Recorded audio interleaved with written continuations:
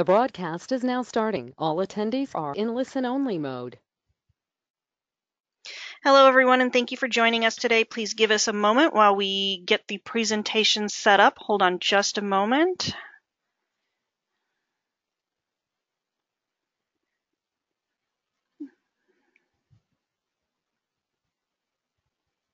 All right, perfect. I can see your screen, Leslie, so we are good there.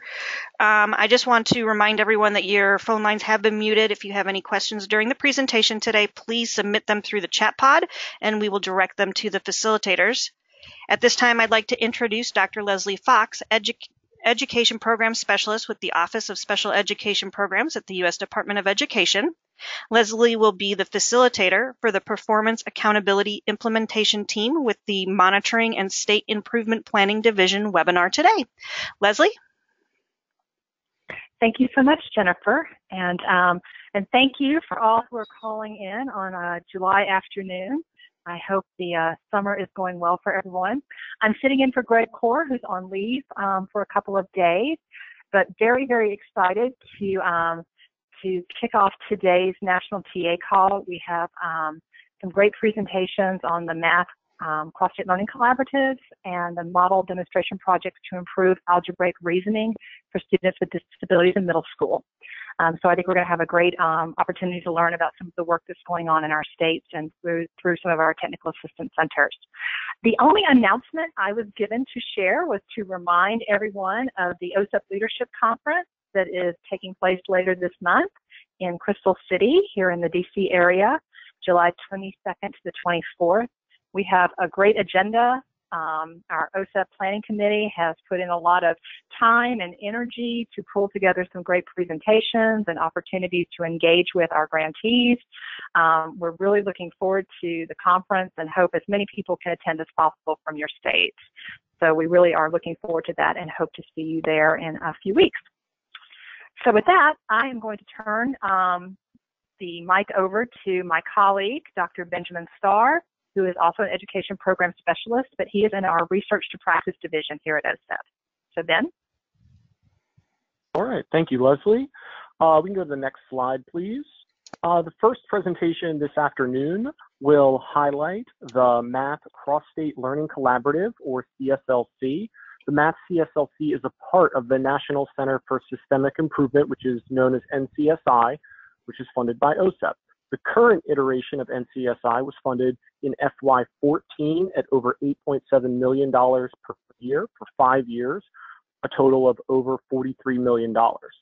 NCSI is listed in the publicly available FY19 OSEP funding forecast to be recompeted in FY19 at $6.75 million per year, but that is all I can say about it at this time.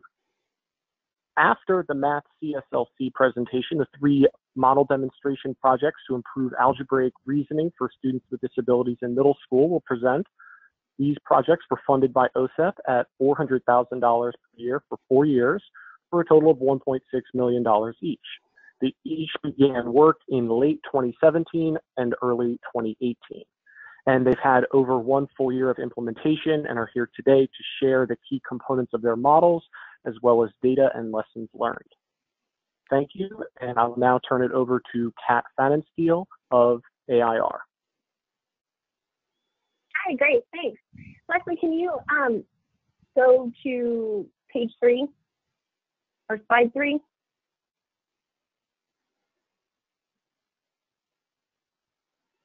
I can in just a second. While Leslie's doing that, thank you for the wonderful introduction. As Ben mentioned, I am Kat Fannenstiel, and I am with American Institutes for Research, and I also serve as the Math Collaborative Lead with the National Center for Systemic Improvement. Going to the next slide. And Leslie reached out to us to really try to bring both the work of NCSI together as well as the model demos, and she just got lucky, and I wear both hats.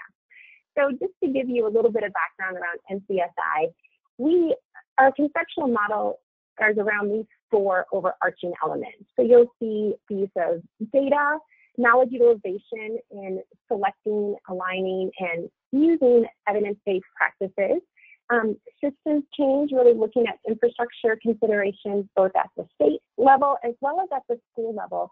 And then communication and collaboration, really engaging stakeholders from a variety of areas, state, local, parent centers, as well as higher education, to really move the work forward with the State Systemic Improvement Plan, or the OSEP. Next slide. As part of this charge, NCSI created 5 Part B specific cross-state learning collaboratives to really bring together state agencies to both share as well as develop resources to help drive their state-identified measurable results, or their SIMR, forward. So you'll see we have 5, as I mentioned, Part B collaboratives: graduation and post-school outcomes, mathematics, language and literacy, results-based accountability, and then systems alignment. The purpose of the Math Collaborative is really to help states look at their infrastructure, to support local education agencies in implementing, evaluating, and measuring the impact of evidence-based practices and programs in mathematics. On the next slide, we'll look at the states, but it's really to look at how can we work together, because math is the one area that the research tends to be a little bit farther behind than in reading. And so we have really learned from one another. So we have a total of 7 states that are part of the Math Cross-State Learning Collaborative. They're listed there. So Florida, Maryland, New Jersey, Puerto Rico, Rhode Island, Utah, and Vermont. You will notice that 5 of those states have a math-focused SIMR. Maryland, Puerto Rico, Rhode Island, and Vermont focus at the elementary grade levels, while Utah focuses on the middle school grade levels. We are very excited, and New Jersey and Florida joined us. They actually belong to 2 collaboratives. So they belong to both graduation and post-school outcomes, as well as math, because they have a graduation SIMR. But as many can imagine, that graduation, in order to increase graduation rates, you tend to focus on behavioral as well as all the academic areas. And so these are 2 states that had math initiatives, often part of MTSI, and they have been instrumental in sharing resources with the other states. Next slide. As you can imagine, not only is the math research a little bit behind the reading, but there's just some common challenges across these 7 states, as well as some of the other states that NCSI has really worked within the collaborative to kind of try to target. So one is just that initiative overload. We talk about the ESIP and the SIMR, but then we also have ESSA. We're challenged with individual school improvement plans. How do these pieces all fit in together so that it's not just one more initiative or one more piece on that tray that tends to be overflowing both at the state level as well as at our school level. The other big challenge that we really worked the last few years on is just this lack of alignment at the SEA level, both within the special education department as well as across the department. I think that's been one kind of celebration with NCSI, is that many of the states that have been part of our collaborative have really kind of brought together the silos at the State Department. I know within the Math Collaborative, bringing in the math general ed counterparts to have those conversations. Yes, we're focused on improving math outcomes for students with special education, but how are we leveraging that expertise of our math curriculum personnel within the State Department? And how are we working together? Because we do know that about 80% of our students in special education are being served in the general education setting. The other big challenge, and I think this is one that many TA facilitators hear often, how do we measure fidelity? We can talk about evidence-based practices, but there's local controls. How do we work with schools so that they're identifying evidence-based practices that are actually evidence-based practices? And how do we know that they're being implemented with fidelity? How do we make some of those connections that we're seeing these improved outcomes? How do we know that that's being connected to the professional learning that maybe the state provided, professional learning that was provided through an outside consultant? The other big piece is just really looking at that multi-tiered system of support. I'm sure all of you on the phone call can justify, you come into schools and everyone kind of has a different understanding of what MTSS is. What is how is specially designed instruction integrated within MTSS?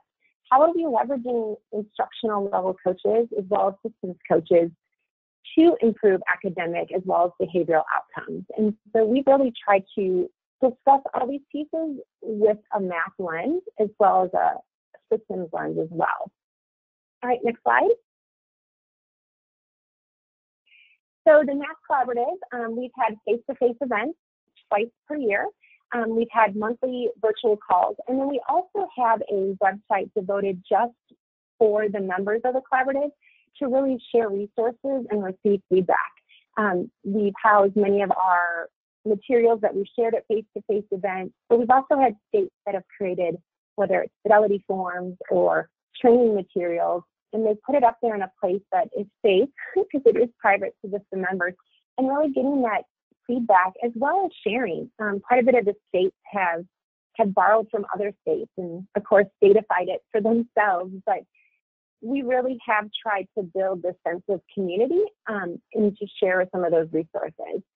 So next slide.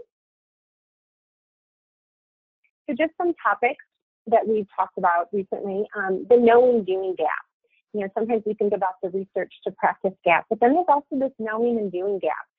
Teachers, leaders, state personnel attend, maybe attend a professional learning, or they talk about special design instruction, but is it actually being done well? How does it look in the classroom? Looking at the role of professional development. How do we make sure that it's not just a one and done, that teachers are taking it back, that leaders are helping to become instructional leaders and support their teachers to actually implement the evidence-based practices for mathematics? Looking at the role of leaders, we talked about sustainability as the EXIT moves into year 5. I always mess up the years with the fiscal year, so Leslie jumped in if I'm off a year. But really thinking about how can we sustain this initiative. We've had a lot of great outcomes at pockets of schools, but how do we sustain and then scale that up? And then, as I mentioned, this role of coaching. How do we utilize both a systems coach as well as an instructional coach to, again, look at sustainability, scale up, as well as implementation fidelity of math practices? And then the Math Collaborative actually had a little sneak peek of these math model demos as a means to gather more resources to think about how they can best provide support to their locals. All right, next slide. So just, again, some recent feedback. Overall, the states within the Math Collaborative really value their time. They feel like it's a problem-solving community. And these are direct quotes from our recent post-face-to-face event. But facilitated discussion with other states with the collaborative meeting resulted in ideas, thoughtful sharing, and validation of directions. And then meeting other states, seeing what they're working on, how to overcome obstacles, challenges, problem-solving, collaboration, sharing resources. And CSI has been a tremendous help with our state.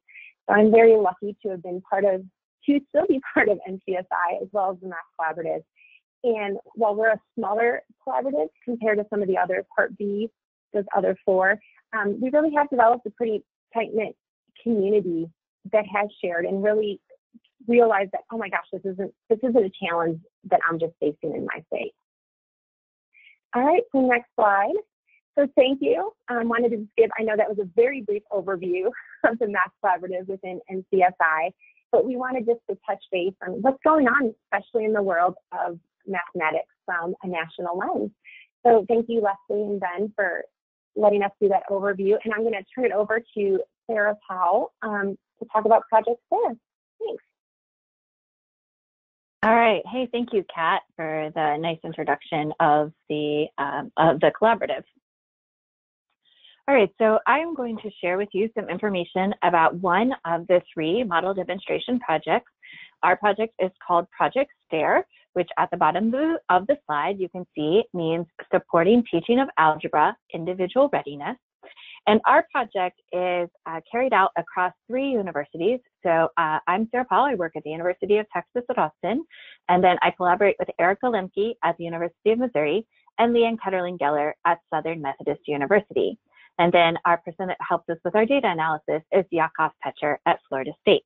Please go ahead and go to the next slide. So in our project, we are trying to help middle school teachers implement the key components of DBI. DBI is data-based individualization. And so on the left-hand side, you see a framework for DBI, which you might be familiar with. It comes from the National Center for Intensive Intervention, from AIR. And we are trying to help teachers do 5 major things around DBI. So first, we're trying to help middle school teachers who are providing math instruction to students with learning difficulties. We're trying to make sure that there's some type of strong intervention program in place. So we know that without good instruction, student outcomes are not going to improve. And so what goes into a validated intervention program? But once that intervention program is in place, we are helping teachers monitor the progress of that program. So we are helping our middle school teachers progress monitor. We have different types of measures that they are using. I'll talk about those in a few slides. But here we're trying to help teachers understand, well, where are their students now? What might be some long-term goals to help students set? And then how do we make decisions based on the data we're collecting about whether students are on track or off track to make progress towards those long-term goals? And then when students are not showing the type of response that we would like them to show in the middle school settings, we collect diagnostic data and make some adaptations to the student's instructional program. So that's the number 4 on this slide. And then we always continue to progress monitor to determine whether students are non or responsive to the instruction that we are providing. So this is the framework that we are using, and I'm going to talk on the next few slides about how we're helping our teachers understand this framework, and then I will describe how this framework was applied in the school year we just finished up, the 2018 to 2019 school year. So next slide, please.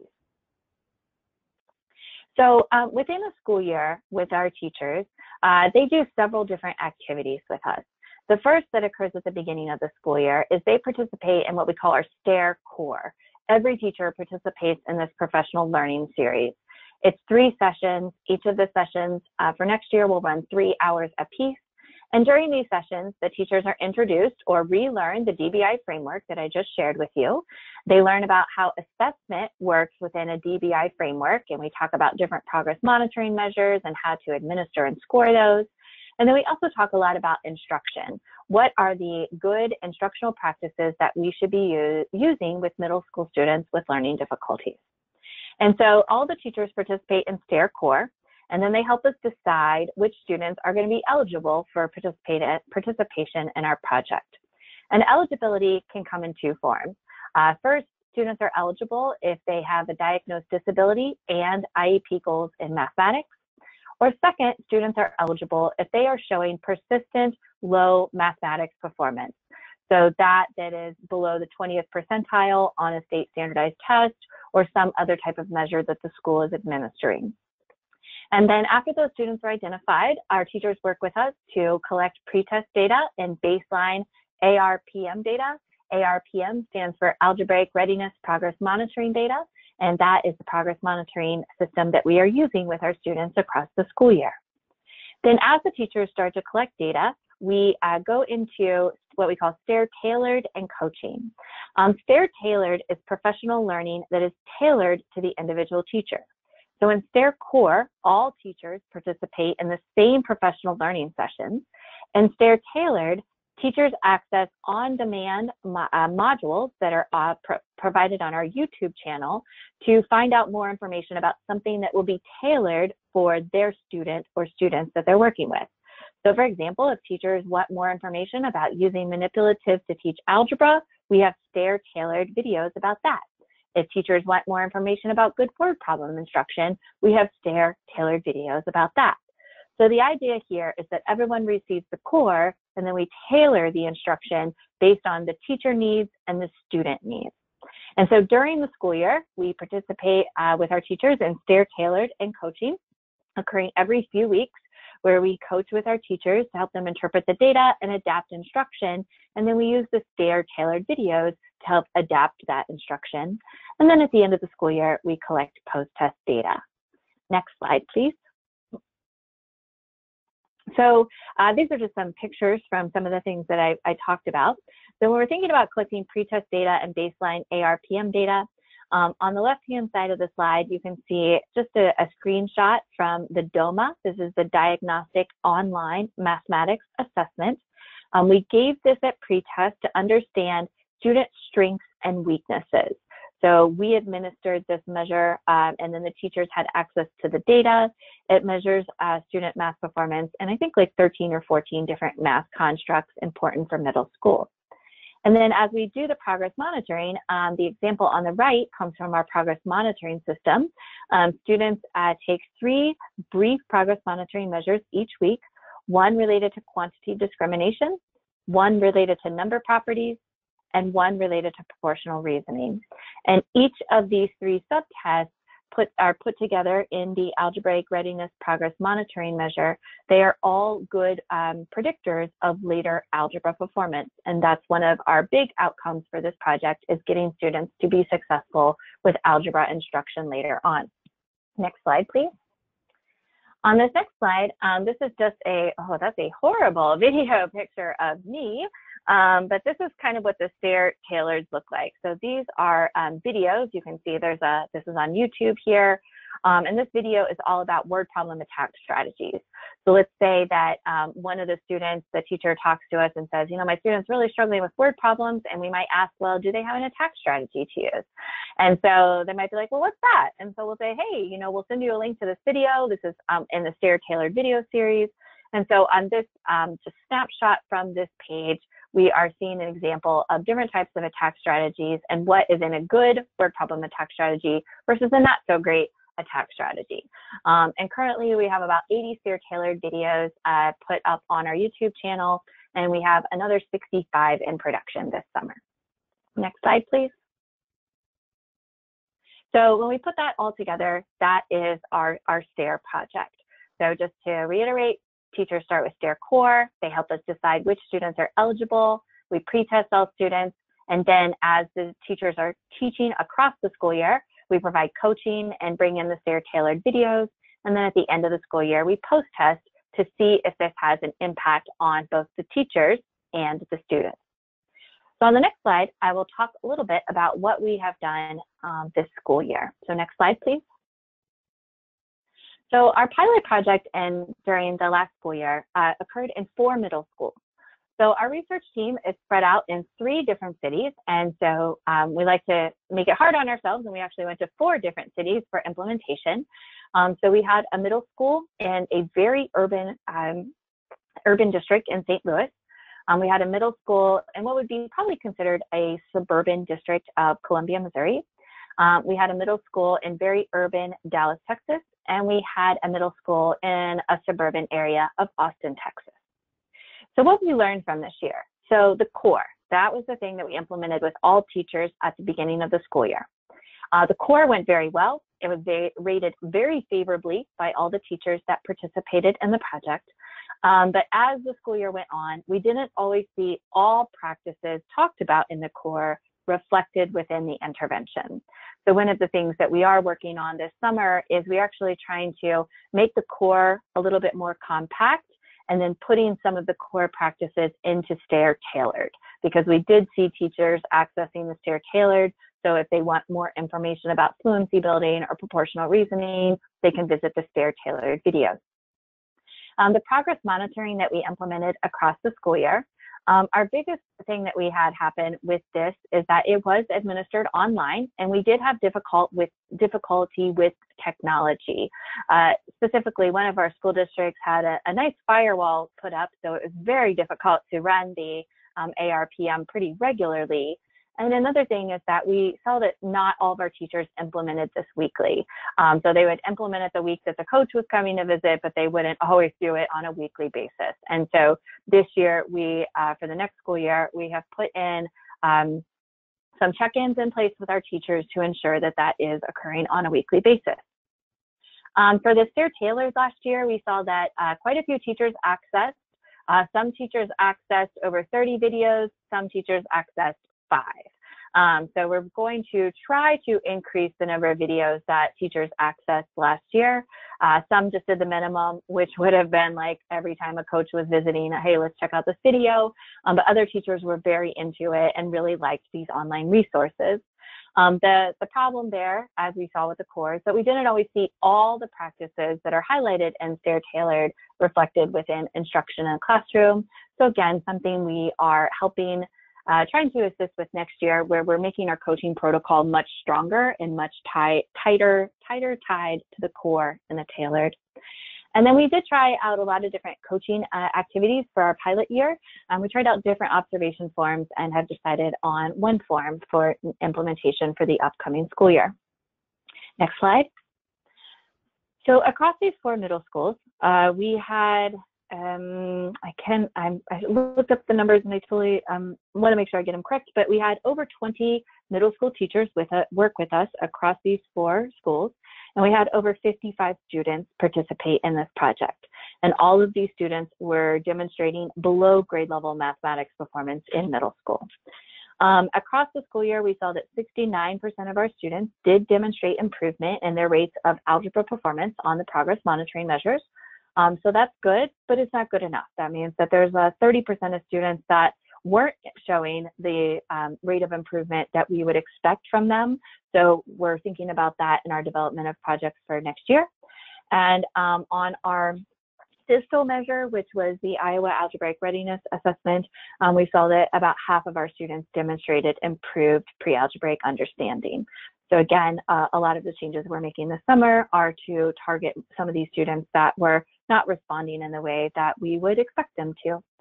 And then what we did see from our teachers is that in our observations, 80% of teachers implemented core and tailored practices. So we talked a lot about explicit instruction and the use of multiple representations. We bought manipulatives for the teachers to use. And so we saw that 4/5 of our teachers were doing these things and 1/5 were not. So we're figuring out how to bring all teachers on board so that all teachers implement these core and tailored practices during the 2019 to 2020 school year. Next slide. And so that's all about Project STAIR. If you want to visit our Project STAIR YouTube channel, there is the link right there. You'll see a lot of me, but we are having a lot of other recorders this summer, so it's exciting to see more people making some Project STAIR videos. You can also follow Project STAIR on Twitter. We release a new video every Tuesday, so check us out for that. And then if you want some information just about the nuts and bolts of the project, you're welcome to visit our project website, which is hosted by Southern Methodist University. So that's all I have for now, and I will turn it over to our next project.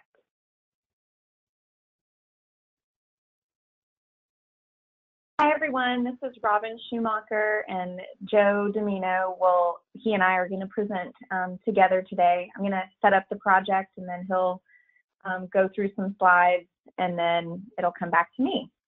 So next slide, please.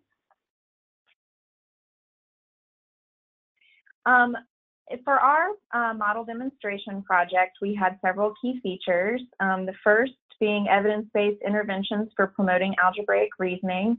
We use TransMath in our model, and we're focused on middle schools. We also have progress monitoring and benchmark testing, as well as job-embedded professional development and coaching, and promoting the use of evidence-based instructional practices. So for this presentation today, I'm going to focus on the orange fonted number 3 and number 4, and just to list some of the practices that we support teachers in their implementation and provide professional development are explicit instruction, using multiple strategies, including visual representations, which are manipulatives, number lines, focusing on the underlying mathematical structure of problems, verbalizing their reasoning, and then TransMath, the program that we chose, really uses a good sequencing with example selection so that students aren't overly tasked. So we talk with teachers about the importance of, within that, making sure that they're selecting items and not getting ahead of themselves and getting too difficult for the students. Next slide. So in our first year, we worked with a school in California. It was a middle school, and it was grades 6 through 8. 7.3% were English learners, about close to 25% were free and reduced lunch, and then 11.2% were students with disabilities.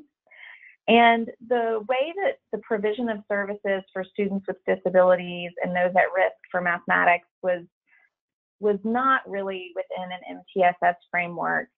Instead, all of the students with an IEP or those that scored low were in a basic math class that was co-taught with a mathematics teacher and a special education teacher. So they worked together. There were also, depending on the grade level, at least 2 to 4 paraprofessionals in the room. Each class was 45 minutes. And as I said, this was their core class. It wasn't an intervention period or a special education class. It was the only math instruction that these students were receiving. Next slide. And to give a snapshot of the grade levels that these students began the year on, presenting the 7th grade sample here, you can see the range in students where some were testing at a midway through 5th grade level in 7th grade, and then some were all the way down at 2nd and 3rd grade levels. So they were really very far behind in their mathematics. And with our goal of increasing algebraic reasoning, that was a big difficult area for the teachers to teach these students, and for us to support the teachers on what the best ways to focus their instruction would be to get them ready for algebra.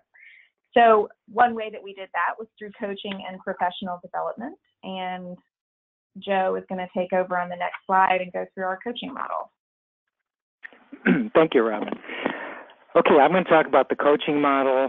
I'm also going to talk about adjustments to the model and some perceptions of the teachers and the researchers. So let's start with the coaching model. So the coaches received professional development, and they were trained to take detailed field notes or to write down everything the teacher said, or a combination of both. Then after the lesson was over, they would leave and they would analyze the field notes, and they would identify 2 strengths of the lesson, which we called kudos statements, and identify no more than 3 weaknesses of the lesson. And then consider the weakness and craft recommendations for future lessons, which we called food for thought statements. Then the coach would complete the summary ratings on a 5-point Likert scale that addressed the following areas. So next slide, please. So the first one is adherence to the steps of the curriculum. So the coach would rate the degree to which the teacher followed the instructional approaches in the teacher's guide. And for clarity, did the teacher clearly convey what the students were going to learn that day, so what the goals of the lesson were. And then C is support students' explanation. So the coach rates the teacher by considering the degree to which the teacher supports students' explanations. So let me give you some examples. Does a teacher actually spend some time in giving students opportunities for students to explain their solution? Does the teacher ask questions and provide probes to enhance the students' explanations? Does the teacher build on students' explanations to foster a deeper understanding of the concept? Or does the teacher use students' explanation as examples for other students in the class to promote understanding? And then the next one would be manipulatives, and we're talking like Cuisenaire rods or visual representations like number lines. So are they using those correctly? The next one is maintains positive rapport with the student. So we're looking at the degree to which the teacher demonstrates behaviors that promote positive interaction and mutual respect between teacher and students and students and students. The next one would be the student's grasp of the content. So what degree do the students understand the mathematical concepts presented in the lesson, and to what degree the teacher is aware of the student's understanding?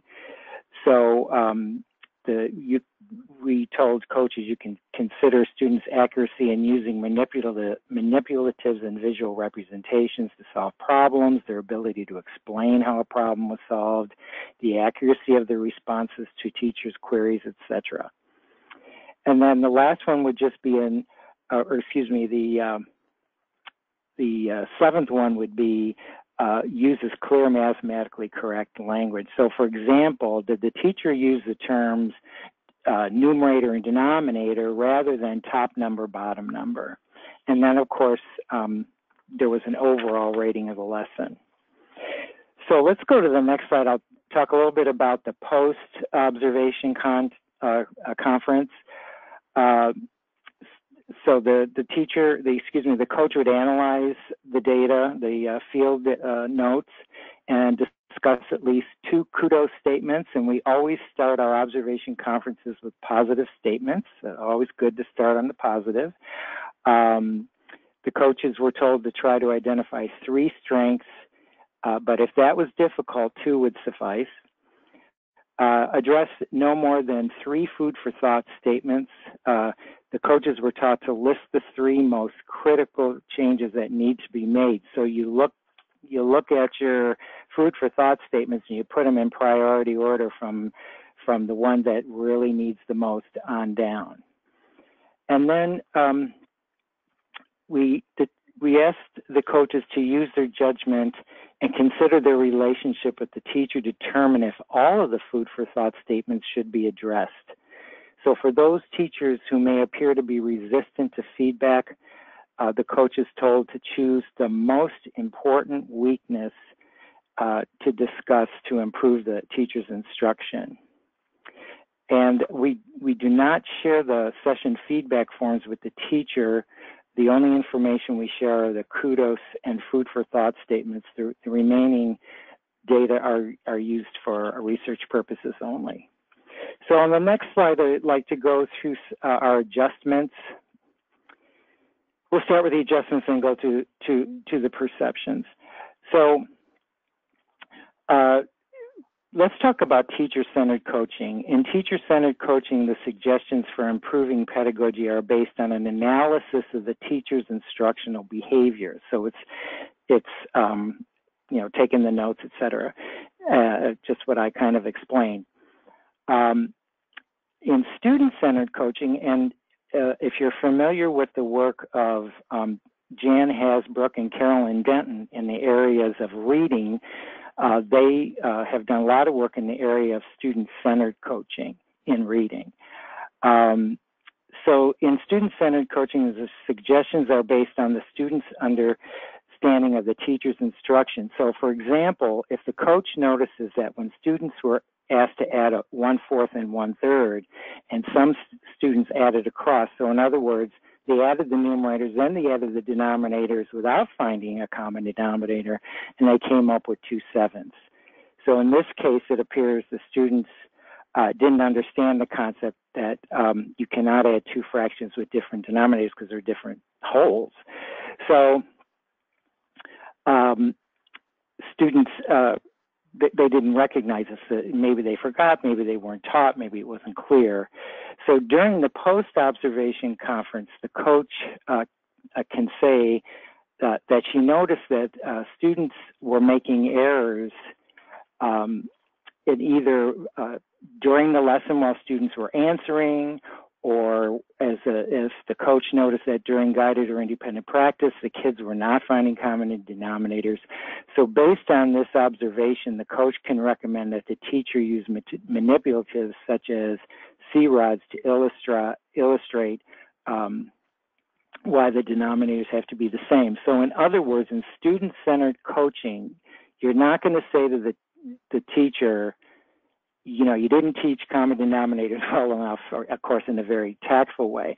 You want to say, I noticed that there were some children that had difficulty in this area, and perhaps you could, and then you talk about the C-rods, and then eventually go to something like the number line to become, so we can get more to the abstract.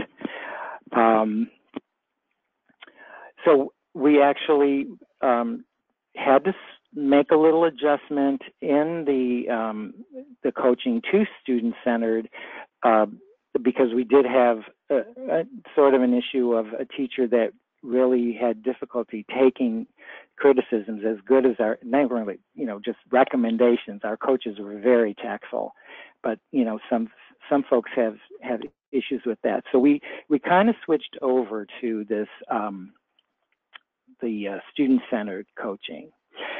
So the teachers' perceptions. Let's talk about what they thought about all of this. They were interesting. We only had 3 teachers, so I'm sharing the perceptions of the teachers, and I'm certainly not implying causation, which you cannot do with a sample of 3 people. But we found this interesting. So the teacher who was licensed to teach math gave coaching a low rating, and she rarely made errors in mathematical explanations or terminology, and she preferred that the coach help with her planning, which Robbins can talk about in a minute. The teacher who gave a fairly high rating had a special ed license but no math background, and during the observation, this teacher tended to make errors in explanations and terminology. And then between the high and the low, there was a teacher who gave a middle rating, and this teacher wasn't licensed but really liked math and made few hours during the instruction. As far as our perceptions, we felt that it depended on the teacher's knowledge of math, of how they reacted to the coaching, and the teacher that rated it in the middle, just wanted to know what the food for thought was. Didn't want to know what was done well or anything like that, because it was too time consuming, although our sessions only didn't go much over 15 minutes. So we certainly would have honored that request, but this was a post survey. So anyway, I'm going to stop and go back to Robin, and she's going to talk about collaborative lesson planning and some of the observations of instruction that we looked at. Thanks, Joe. So one way that we modified our coaching model, as Joe mentioned, is that the one teacher really just wanted our support in planning with an implementation and figuring out where to focus. And so part of why she wanted that support and help is that the teachers that were co-teaching the class together did not have the same planning time. So they were not planning well together, and they wanted some guidance with us. So we created over 4 weeks' time some planning time where members of the research team came and planned with them after school. These sessions went well. All the teachers liked them. They would review what they were planning ahead with us. They would ask us for recommendations on where to focus and what to cut. We talked about explicit instruction focus and when to use representations. We didn't see as much of that in the earlier coaching as we would have wanted, so we took advantage of having this lesson planning time to work with them on that. And then they also asked if we could help develop some additional support materials so that students would have opportunities to use those materials for explanations. And so there's one example on the next slide that I'd like to show you. So in the 8th grade class, they were working on adding and subtracting positive and negative integers, and the teachers they said the kids really liked doing find the error type activities. So we created images of number lines and or tiles to show this problem, -3 + 6 = 3, which is incorrect, and to show which one that maps onto the number line, of course, but to have students look at that and figure out what went wrong there and why is the answer on the tiles different, and to talk about the aspects of the problem. Next slide. Just to give a little bit of mathematics context, I wanted to talk about 3 things that we observed that had to do with explicit instruction and the underlying mathematical structure of word problems. Next slide. So part of explicit instruction is we were looking for is that teachers really conveyed not only the goals of the lesson, but also the goals of why they were demonstrating a certain concept. So the teacher demonstrated finding or multiplying 2/4 by 2/2 so that they could have a common denominator to solve 2/4 plus 3/8. So they didn't explain why they were doing it. And what we were looking for is, why are you multiplying by 2/2? What happens to 2/4 when it's multiplied by 2/2? How is this different than multiplying by the whole number 2? And really just getting after the bigger concept that there are an infinite number of equivalent fractions that are needed when you're solving addition problems. So that was part of some of the feedback that was given. Next slide. We also were paying attention to the language of mathematics. So we noticed that teachers would use reduce versus simplify. Reduce implies that it's getting smaller, which is not happening when you're finding an equivalent fraction. So we also noticed that even when the term simplify was used, they defined it as simplify makes it smaller. So we addressed that. We had some concerns with the way mathematical symbols were being used. One teacher referred to the equal sign as train tracks, which didn't provide any meaning. And I know I've got unlimited on time, I'm almost finished. And that using the letter from a word problem in place of an algebraic equation can cause confusion, since variables they are just meant to be a placeholder. So an example is B equals cost. And then a failure to emphasize that a variable does vary. So it doesn't, only in certain problems are you solving for a specific X, that often variables are used to show a generalization. Next and last slide, please. Finally, teachers had some struggles with understanding how to attach meaning to the structure of the problem and attaching an algebraic equation to the structure of the word problem. So for example, in this word problem, I'll let you all read it, but the teacher manual and what we were looking for was 85 plus K equals 105. So looking for the degrees by which the temperature changed. And instead, the teacher just asked the students to solve the problem themselves. And then he wrote K equals 20 and then wrote K equals 105 minus 85. So the attachment of the structure of the problem was not there with the equation that was generated. So I just wanted to leave with some examples we saw from our observations and coaching, and to give some more of the math to all of you. And I'll hand it over to Kat. Awesome. And I know we are short on time, so I will go quick.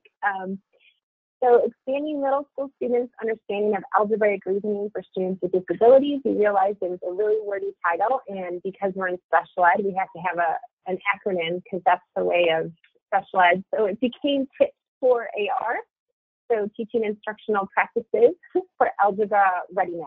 Next slide. And our focus is actually on the general education teachers, knowing that a majority of our students at risk as well as special ed are served in the general ed classroom, and really trying to focus on the actual instructional practices, both the evidence-based practices, scaffolding, and specially designed instruction in core mathematics classes. Next slide. And go ahead and go to the next slide. So we were really looking at both teacher as well as student outcomes. So for teacher, they've completed some surveys, and then we did quite a bit with observations. We're also in the process of analyzing their own conceptual understanding. As Robin just mentioned, and Joe, it totally shocked me that some of the teachers, and we had the same thing with some of our middle school teachers, their own understanding of the math, and really getting to why is it important to teach it in this way? Why is it important to use those evidence-based practices? And so we really tried to get to that. Looking at the student data, we are here in Texas, so we're looking at the state assessment, which is the STAR. The school does Ames-Webb for the universal assessment. We also did some clinical interviews, and then as Sarah mentioned, we are also using that APRN. Go ahead and go to the next slide. Just to give you a quick, so this is our initial baseline data. We wanted to see what's going on in the classroom. So we went through, February through the end of May. The district gets out right after Memorial Day. So we just went right up until like the last week of school. And this was in 2018. This last spring, we added 2 additional middle schools where we completed this baseline data. We are in the final trying to analyze that in code. And if you go to the next slide, so we are looking specifically, when we do the observations, we're using the Electronic Quality of Inquiry Protocol, or the EQUIP. This is a measure that's been created by Jeffrey Marshall, and you'll see the citation at the end. But it's reliable and valid. He had a couple NSF grants, and really looking at what is going on in the classroom. One thing that was nice is that at the time, it offered free online training, so we were able to get inter-rater reliability. The protocol itself was also free, and it looks at 2 components, both an interval time analysis. So we went in and every 5 minutes you coded for what are the students doing, so what's the activity, how is the class organized, student attention, the cognition, so what is, how involved are the teachers? Are they more of a facilitator, or are they leading the discussion? What are the students doing? What do those questions look like? The inquiry, and then the assessment, as in not just like a formative or summative assessment, but even a warm-up, an exit ticket. How are teachers using that data to guide instruction? And then specifically, we looked at inquiry areas. So you go through every 5 minutes, code for the interval, and then the inquiry. So if you go to the next slide, the inquiry areas are across, this is the first one, you'll see instructional factors, and it's a 1 to 4 scale, and then the darker gray are the constructs being measured. So the specific strategies, the order of instruction, the teacher, the student role, and then the knowledge acquisition. So that's 1. Next slide. The next area is in the actual discourse. So really looking at the questions. That's the other piece, that we're also coding what type of questions are teachers asking that lead to discussion. How involved are the students in the actual classroom instruction? The other big piece is that communication. Is the teacher doing most of the talking, or is it shared with the student? And then, of course, the classroom interaction. Next slide.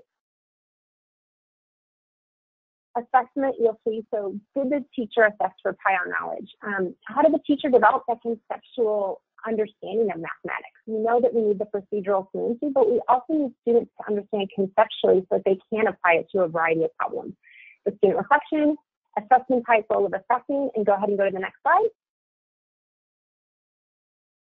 And then, of course, the curriculum. So what was the depth of the actual content? What is the role of the learner? How are content and investigation, so a little bit more of that conceptual piece, how is that being integrated? And then organization and recording information. While this was designed for core classrooms, we thought that it also hit some of those evidence-based practices that we know are best for students at risk, as well as students in special education. And it really was pretty eye-opening. So if you go to the next slide, if you remember, it's a 1 to 4 scale for all those areas. This is what was going on in the classrooms before we intervened. I will tell you, the first school we worked with did pretty well. Passing rate for a majority, for when we looked at all the students across like 7th and 8th grade, was 80% or better. 8th grade was sitting around 90%. When we looked at students in special ed, English language learners, at-risk students, those percentages fell, which is why we did target this school. The teachers were pretty surprised when we shared this baseline data with them. As you can see, they're sticking around the 2s, so very lower end on that EQUIP. Next slide. So there's those 2 factors, and then the next 2, again, still sticking around 2. And then overarching, the next slide, the overall view, so if you just wanted to look at those all together, you're at like a 1.5 or a 2. So very teacher-centered, not very much going on with the students, and not much conceptual development, which can be very concerning when you think about what our students need in order to be successful. And next slide. So as I mentioned, we did these observations. We also recorded, and then we transcribed all the data to look at who's talking, what kind of talk is going on, and how much non-instructional time is occurring. So if you want to go to the next slide, this was one that we were like, oh, wow. 68% of the observations and 68% of the class period was teacher talk. Students were only talking about 13% of the time. Pretty disheartening. Students working was about 19%, and then non-instructional talk. And we know that sometimes that non-instructional talk happens. It is a classroom. You want to develop that relationship. But the first thing that many teachers say is that they don't have time to try something new. And so when we told them, like, okay, but you're not even having them actually do much talking. You're asking very low-level questions that don't even lead to discussion. And when they saw the data, it definitely was kind of a wake-up call. All right, next slide. So this brings us to the core components. Go ahead and go to the next slide.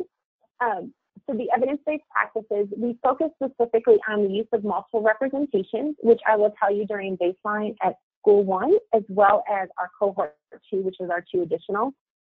Probably less than 3 observations we actually saw any kind of concrete manipulative. Very little pictorial, and everything was abstract. The other evidence-based practice we're focusing on is the student discussion, that classroom discourse. How are students engaged besides just sitting there? There was many classrooms that we were in that the students may have been answering questions or taking notes, and that was bare minimum of engagement. And the questions were often answered by the same group of students. The other one is asking more inquiry-based questions. Now, all of these were also attaching the idea of scaffolds, because we do know that we can't just jump to those high-level questions for our students that struggle. We often have to scaffold. And we're bringing in the idea of math trajectories. How are you using your classroom, your warm-up time, to hit on some of those prerequisite skills that will lead to discussion? How are you using concrete manipulatives or even pictorials so that students can discuss? And so evidence-based practice. All right, next slide. Sorry, I know I'm going quick and I'm looking at the time. It's getting close to 5 o'clock. We did the coaching. So 2 to 5 times per month, both in person as well as virtual. The teachers use swivels. If you haven't, definitely look into them. They're really cool, and it's a great way for teachers to record, and it travels kind of with them. It turns so that's easy to record. And so this year for cohort 1, we provided intense coaching. Majority in person, some virtual, and then next year we'll be backing off just a little bit, and then year 3 will be very minimal. As Sarah mentioned, for Project STARE, we too are really changing up our coaching protocol so that the teachers get the most out of it. A lot of times they just wanted us to share resources, but then they're also realizing that they needed us to model. And so we're going to be providing more modeling, more resources in a streamlined coaching protocol moving into this year. All right, Leslie, if you want to go 2 slides okay, and go 1 more. Look at that, see, we can finish off here. So our lessons learned, probably the biggest thing, changing teacher instructional practices is really hard. We had some great teachers this first year. We had 13 teachers total. But wow, what they thought they were doing and what they were actually doing were 2 different pieces. And so one thing that was nice is having the video as well as that data to share. Really trying to think about how can we bring in these concrete manipulatives? How can we ask better questions? The questions was a huge change for the teachers and the students. As soon as the teachers said, hey, why did you solve it that way? Or how did you solve? The students immediately were like, oh, I think I got the wrong answer. And they wanted to change their answer. And so we really needed to kind of think about how can we also teach the students what's expected. Overall for coaching, as I mentioned, the teachers liked the feedback. They liked the modeling. The kids got used to us being in there and kind of walking around. But we do need, next year, we're already working on our professional development materials. We want to have more examples. We want to have the teachers become even more engaged in the PD, and we're actually going to have one where they're going to all bring a snippet of their video, something they're proud of to share. All right, so that is my quick nitty gritty of Project 4AR. So I am sorry if I rushed. You have my information if you want any other information. And Leslie, back to you. Thank you very, very much to all of the presenters. That was such a rich amount of information provided very thoughtfully in a very short period of time. Of course, I don't think we have time for questions unless Jennifer can say there's maybe one or two that came in from the chat box. There actually is. We only, most of the questions I was able to answer, or they were answered during the presentation, which was wonderful. The one question that did come in, it was during Sarah's presentation, was, are there any other states that are able to join in the Cross-State Learning Collaborative? Yeah, so I can answer that. This is Kat. The Cross-State Learning Collaborative, it is still open. I would say contact your TA facilitator. There is on the NCSI website, if you don't know who your TA facilitator is for the SF or for NCSI, there is a map that shows that. And of course, I'm trying to pull this up as I'm talking. But contact your TA facilitator and they can help you navigate and get you signed up for the Math Collaborative. If you, again, don't know your TA facilitator, if you want to shoot me an email, my email's up there right there. I can help get you connected. Terrific. Well, thank you again to everyone who called in and followed along and participated quietly on your end of the presentation. And once again, to Ben and all of the presenters from the Model Demo Projects and the Cross-State Learning Collaborative. I think it's always appreciated when we hear these state examples of some of this work that's going on out there.